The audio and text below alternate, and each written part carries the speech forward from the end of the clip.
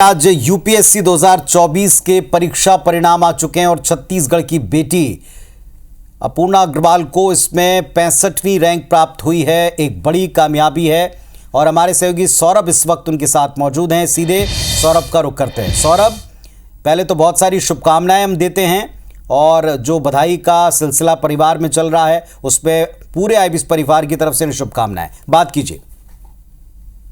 कि ये इनकी मौसी है, भतीजे हैं ये पूर्वा अभी आईएएस हो गई। उनसे ही सीधे बातचीत करते हैं। और देखिए आप जो है लड्डू है, मिठाई है, ये लगातार खिलाया जा रहा है। और सबसे बड़ी बात कि उनका 65 रैंक आया है और इससे पहले जो है आईपीएस में उनका सिलेक्शन हुआ। तो सीधे बातचीत करते हैं। आपको बहुत बहुत बधाई हमारी ओर से। सबसे पहले किसको आप बोलेंगे कि इसके जो आपको सफलता मिली इसके लिए सबसे बड़ा श्रेय किसको देंगे? मम्मी, पापा, दीदी, जो मेरे फ्रेंड्स हैं, मोनू जिसने ये मिठाइयाँ भेजी है सबका बहुत सपोर्ट रहा। अच्छा। हाँ। जी, तैयारी कैसे थी?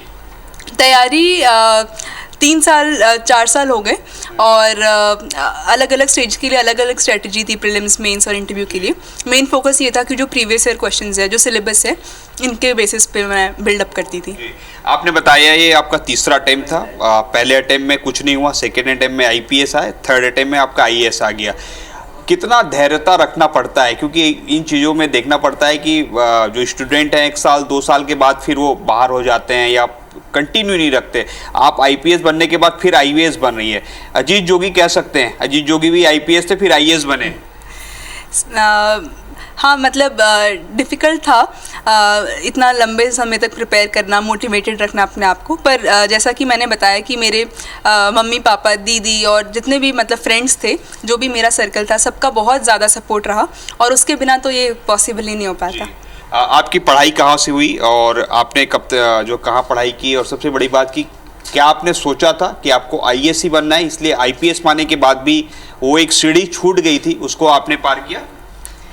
जी, जब से प्रिपरेशन स्टार्ट की थी तब से सपना यही था कि आईएएस बनना है। तो आईपीएस मिला था तब भी खुशी थी कि देश की सेवा करने का एक बहुत अच्छा मौका है आईपीएस में। पर मैंने सोचा कि एक बार और ट्राई करना चाहिए, तो मैंने फिर से एग्ज़ाम दिया। जी, देखिए पूर्वा आईएएस है और पूर्वा मौसी भी है, इनके ये भतीजे यहाँ पर बैठे हैं। कितनी खुशी हो रही है? खुशी को तो सर एक शब्द में बताया नहीं जा सकता, इतना कुछ ज़्यादा ही खुशी हो रहा है सर, बताया नहीं जा सकता। तो अब इनको मौसी बोलेंगे कि आईएएस मैडम? आईएएस मौसी। आईएएस मौसी। देखिए परिवार में जो है इस तरीके का माहौल। और फादर से बात कर लेते हैं उनके।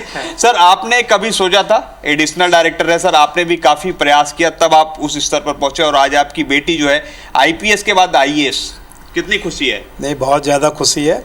और मतलब क्या है, दो बेटियां हैं मेरी जी। दोनों बेटियों ने मतलब कहना चाहिए एकदम नाम ऊंचा किया है। बड़ी बेटी जो है वो एनआईटी की डबल गोल्ड मेडलिस्ट है ना। तो ये भी शुरू से प्रतिभावान रही, 12th की भी टॉपर रही स्टेट की। उसके अलावा मतलब नेशनल स्विमर रही है, 5 बार नेशनल्स में गई है।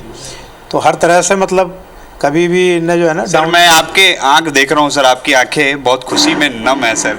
मतलब आप जो है मतलब बता नहीं पा रहे होंगे, लेकिन मैं आपको देख रहा हूँ और दर्शक भी देखिए कि एक अपनी बेटी की जो सफलता है उस पर एक पिता जो है किस तरीके से खुश है।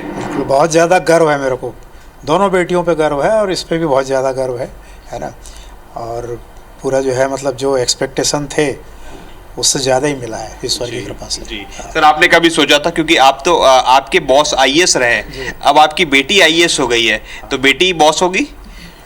हो भी सकती है अगर तब तक के मतलब। अच्छा, आपका अभी कितना दिन बचा है? मेरा 5 साल है अभी। 5 साल बचा है। तो 5 साल में तो हालांकि अभी आपको। चलिए साहब, तो हमारे सहयोगी सौरभ जो है बात कर रहे थे पूर्वा अग्रवाल नाम है इनका, और पूर्वा अग्रवाल जी को बहुत सारी शुभकामनाएं परिवार के साथ।